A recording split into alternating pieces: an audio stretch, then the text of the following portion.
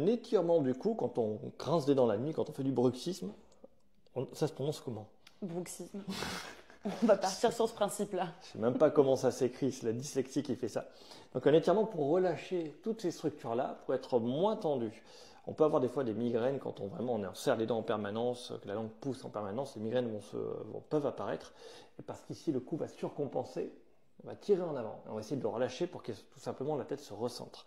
N'oubliez jamais que c'est cette position, 10 degrés au-dessus de l'horizontale, la position de princesse, qui est le truc le mieux pour le cou, où les vertèbres s'empilent sans trop tirer sur les structures musculaires. Donc on l'a révisé juste avant et je vais te laisser présenter l'exercice. Très bien, donc c'est celui-ci. Ouais. Très bien. Donc un point d'appui, on lève le menton et on attend. C'est presque ça, on n'a pas assez révisé. Donc un contre-appui ici, on appuie, coude relâché si on peut, je lève le menton le plus loin possible, je vais faire cette tête-là. Et ça va tirer plus fort quand je fais ma tête un peu bête.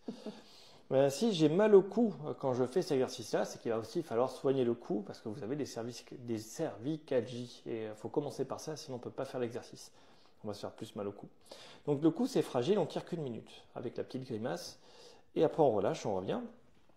Mais directement, on peut enchaîner une minute de plus avec les rotations et les petites lèvres qui partent sur les côtés. Donc contre-appui, extension maximale, rotation d'un côté. Et je balance les lèvres par là, et là, ça va tirer toute cette zone-là. Suivant l'angulation en rotation qu'on prend, ça va tirer à différents endroits. Et encore une fois, c'est une minute de maintien. Et de l'autre côté, c'est les lèvres de l'autre côté, bien sûr. Tout simplement. Ça tirait où quand tu le faisais? Voilà. C'est ça, tout est bon. Et donc, une fois qu'on a relâché, il faut au moins faire une minute de face, côté-côté. Après, il faut chercher les axes où ça tire le plus et maintenir. Et on peut faire aussi avec la langue pour tirer en profondeur. Alors attention, il faut tirer la langue bien droit. Si vous n'y arrivez pas, il faut s'entraîner avant. Ouais. Contre-appui, extension maximale. Je tire la langue et là, ça va tirer ici, là, collé. C'est ça? Oh oui, ça tire bien. Une minute, pareil, pas plus. Donc voilà, extension maximale, je tire la langue. Je peux chercher sur les côtés aussi si ça tire ou pas. Ça va tirer à d'autres endroits. Et là où ça tire le plus, c'est là où il faut maintenir. Donc ne tirez pas trop fort, c'est des structures qui sont fragiles. Il faut maintenir au moins 45 secondes pour avoir un effet, sinon ça ne sert strictement à rien. Là, c'est pour la démonstration. On vous montre un peu en méthode bâclée pour pas que ça dure 20 minutes. T'as un truc à ajouter ou pas? Rien du tout, ça tire. Ça tire. Mais ça fait du bien. Ça détend ensuite. Ouais, ça relâche tout.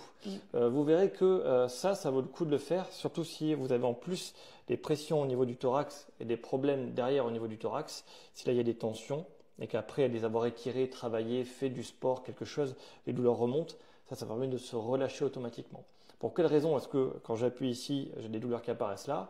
Très bonne question, j'en ai aucune idée, mais c'est assez courant.